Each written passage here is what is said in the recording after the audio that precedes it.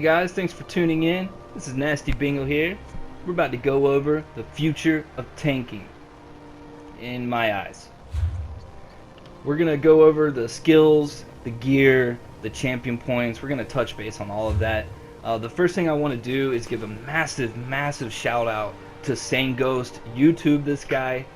We theory craft all the time, trying to come up with these different builds that break meta. It's so much fun. There's so much out there. Go ahead and check him out. He just posted a video on his stam sort. So if you're trying to beat Maelstrom Arena and you can't figure out how to do it, in every video you watch, they always have Maelstrom weapons. You don't need them. Listen, you don't need them. If you don't believe me, check out Sane Ghost. His video will show you how to beat Maelstrom Arena without Maelstrom weapons.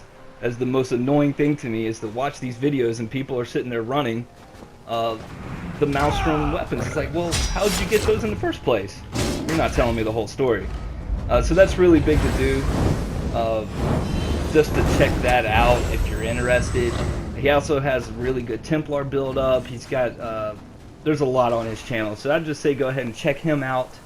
Not yet. You should stay for this video first. You just saw a little bit of action because that Saber Cat came at me. I wasn't even ready. I mean, he wasn't ready. I wasn't ready. We kind of talked it out, and I just went ahead and laid him down. I should probably go ahead and get that Rubido. Did not get one. What can you do? So let's go ahead and start looking at this tank here. And the gear that I'm running, the reason for the build is Lamia Song. This is from Arx Corinium. The 5-piece of this is when you use an ultimate, you heal you and your allies within 20 meters, which is a nice range, for 36 health points. I'm running Barrier, which is going to be a 7,000 heal because it's a 200 cost. With the DragonKnight, I wanted to put this on the DragonKnight and really try to come out with a healing build based on this set, because you build ultimate so fast with the DragonKnight. It's really nice. You get a lot of barriers that you get to cast, so it's a lot of fun. You get to heal people, put shields on them. It's really cool. The other set I'm running is Imperium. It's nice because you're putting another shield out there. This is a group shield build. It's very useful. It has a lot of 5-piece sets that I'm running. I've put Infernal Guardian on right now because I'm putting massive amounts of shields out. That's what this is. This is a group shield build. It's really just about putting a lot of shields on your party, on yourself. You can substitute Imperium for Armor Master. If you do that, it does make you a little bit more tanky. So it's kind of your take on it. Armor Master's craftable. It's also easier to get. It's what I used up until I was able to get Imperium. So it works either way. Speaking of PvP, we are still testing a build for PvP that works with this. Imperium does work, but it's not necessary because you have the the health bonuses when you go in. So you really don't need the health that this is giving you. So we're kind of testing out Prayer and running maybe Shock. If we run that, then you're regenerating ultimate a lot while you're in combat, because those combat times, you know, they're pretty long, especially when you're trying to take a keep. So you can just sit there and regenerate ultimate, and that just means more barriers, which is really what you're aiming at. With Infernal Guardian, this is what we're using right now. And again, it lost those 3 mortars. It's a good amount of damage. It does give me a little bit more magicka. I'm running Divines. I have I believe it's the Atronarch or the Mage. I'm running the Mage, Mundistone. So that's helping to increase my magicka. So I'm just trying to get more magicka. I am running 5 heavy, 1 light, right here with the sash, and a medium. So 1, 1, and 5. As far as these 2 down here, I just haven't got a Divines in them. I don't really need a Sturdy because I'm using champion points in order to increase my block. But I don't block a lot. The only things I block are heavy attacks from bosses. There's no real need to block with all the shields that you're putting on yourself. So you don't really need a lot of Sturdy in this build. It's not your normal tank build. Reinforced, again, it's just what I was able to get. A lot of this stuff on this build can be increased. As you can see, everything on here is purple. Another big thing with the jewelry, I went with reduced magicka cost. You're looking at almost a 600 reduction, and you're casting a lot of shields. Again, you're using a lot of magicka. So this definitely helps. You don't need spell damage. You don't need recovery. And again, we'll get into why you don't need recovery. But this is this enchantment is so helpful. I've seen a big difference, big increase since I put those on. I do have the poisons on here, but they're not necessary. I just had them, so I threw them on here. So let's take a look right now where he sits. I'm almost at 33k magicka, 24.6 health, and 14.5 stamina. Spell resistance, physicals 24 and 20. That's unbuffed. Nothing, you know. There's hardened armor, things of that nature that really would increase those. Movable brute would increase it. So there's things I can do to get those up, which would put the spell close to 30,000 and physical at 25 to 26. And again, you can see recovery. Again, to me, it's not important. Those are pretty low. Magic recovery is at 720. That's because I'm a high elf, so that's a positive there. I did put 12 points into health, and as I continue to level this guy, and we finished the Undaunted, I have not got Undaunted at 9 yet. I think it's at 4, almost 5, so don't even have the 1 point into that. But you're going to see those increase, and we can take those 12 points out of health and pop them back into magicka. So the end build for this, you should be looking at like 35 to 36k magicka, still sitting around 25k health, and your stamina is going to jump up to maybe 16. So that's kind of the end look of what the stats are going to be once we get it there. So we'll take a look at the skills. And like I said, I am running barrier, the replenishing barrier. It's a 28k damage shield that goes to everyone. When it dissolves, restore ultimate, restore magicka. 200 cost. It's really nice to have the 200 cost because that's a 7,000 heal with Lamia Song. So anyone in that area, they're going to get the shield, they're going to get healed, and then I'm going to be restoring ultimate magicka as they lose the shields. So it's really plus plus plus plus. Yeah. We're running Shielded Assault. This gives me a shield, as when I hit people, it's usually what I lead into battle with. Get the shield up, maybe Infernal Guardian will proc, get a little bit of damage out there. If Infernal Guardian procs and it hits someone that hasn't been hit yet, it also will taunt them, which is pretty nice. Hardened Armor, this is what I was talking about with the physical and spell resistance. I also get a damage shield, 12% of my max health.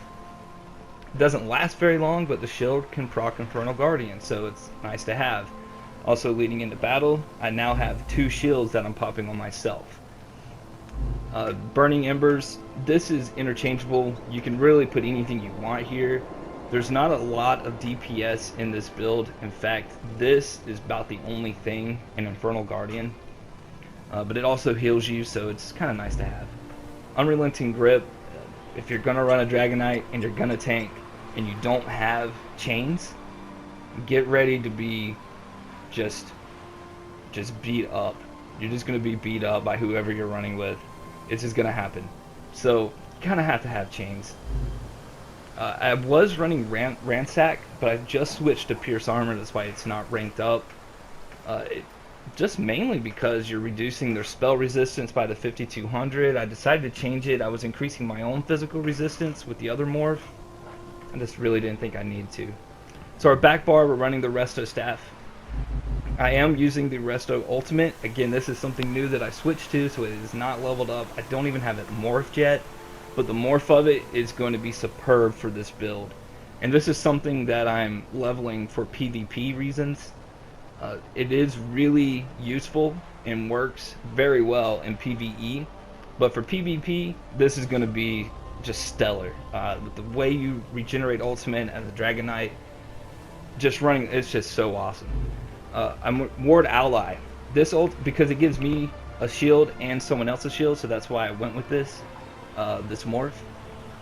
Because you always want to put shields on yourself to proc Infernal Guardian, but you're also helping someone else out. Harness Magicka, duh.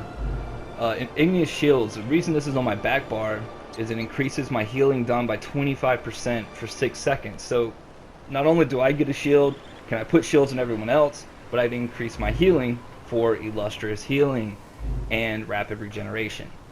Rapid regeneration is something new that I put on here. Again, as you can see, it's not leveled up all the way. But it is a heal over time, and I've seen positives. It also doesn't cost a lot of magicka, 1200. Illustrious healing, this is something you can stack on yourself. You can put a couple down, and then you can really get your shields casting if you know you're going to be taking a lot of hits. Say you're in Mazatoon and you know the poison shots are coming. Throw a couple of those down, pop your shields, switch to your other bar, and start blocking. And you should be fine getting through it, no problem. We do have the passives, all of them in Ardent Flame, all Draconic Power, all Earthen Heart. So with Earthen Heart, as I use an ultimate, I restore 70% of the ultimate's cost. So again, that 200 cost is big. So I'm restoring health, magicka, stamina. Using the Igneous Shield on the back bar, that also it grants the minor brutality to my allies, so they have more weapon damage, and I'm gaining ultimate just by using that, so it's very, very helpful. And I restore 5% stamina, as you can tell here. So you don't really need the regeneration because you're restoring by other means, and I haven't really had a lot of issues with running out of magicka and stamina. If I don't play it right, you can run out of magicka if you sit there and cast Illustrious Healing too much. Magma Shell is a fallback ultimate because Barrier is just, it works a lot better for what I need, but Magma Shell is something in PvP or PvE that you might want to go with if you're going into a big fight. The last boss, if you're reading the tome and you know you're gonna probably need to have this on.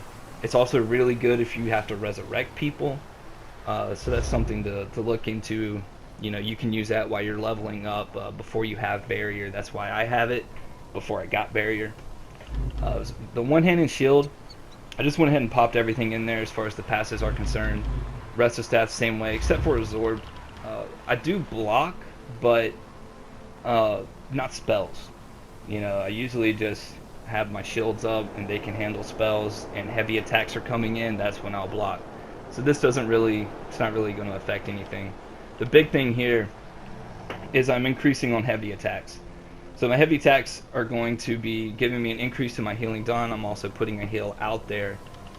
I'm restoring 30% magicka more when I complete the heavy attack. Mix that with heavy armor, which you get 8% healing received, and increase magicka and stamina your heavy attacks restore by 50%. So there's another increase. So I'm going to go ahead and let this lead into the champion points real quick. And the reason is for tenacity. So mixing those two on the Dragonknight with tenacity, I'm getting another 8.8. And as I get champion points when the update 13 comes out, I'm going to be popping everything into tenacity. It really, just to get that more increase to what I'm restoring just from a heavy attack. The rest of the points here reduce all the magicka costs, summon the stamina. Just to get the war mount, honestly, that 20 points, because I just don't ever go to the stables, and I should, so live and learn. This is where I'm getting the reduced block cost. Once I get to 10% in tenacity, I might throw some more into Shadow Ward just to help that out, because I'm going to take that those sturdy boots off when I get divines, or even reinforced would be a little bit better than the sturdy. 100% into healing. Why not? You know, you're doing a lot of healing, you're putting it out there. The rest of it just increasing the flame damage that I'm doing with a couple spells, and of course criticals. Healing criticals are really good, so I just want a little bit of increase to them. 100% Bastion. All the shields we're doing, this is important, you probably saw this coming. Very important to have. 10% in quick recovery. This is kind of a must, the first thing you should do when you make a build and you go to put your champion points in. Get that 10% in quick recovery. It really helps out a lot. You're really going to see a difference. This is something that Same Go started doing. and I really could see a difference in his builds and his survivability. So now I do it pretty much on everything. It's very, very important. Um, yeah, those are just the extra points, you know. Just went ahead and popped them over here to reduce those costs and a little bit off of the poison and physical damage. I'm not too worried about these. I'll probably continue on update 13 to put points into Hardy to get that up to 10%, and then the rest in the Elemental just to keep pumping that up. So that's a quick look at the champion points. There's really not much to it. We went over the skills. We went over the inventory. It's a good build. It works. It's very good. As you can see, you can just put that down. You can switch over, pop all your shields. It's crazy the amount of damage you don't take. I really have enjoyed this build. It's brought new life to PvP for me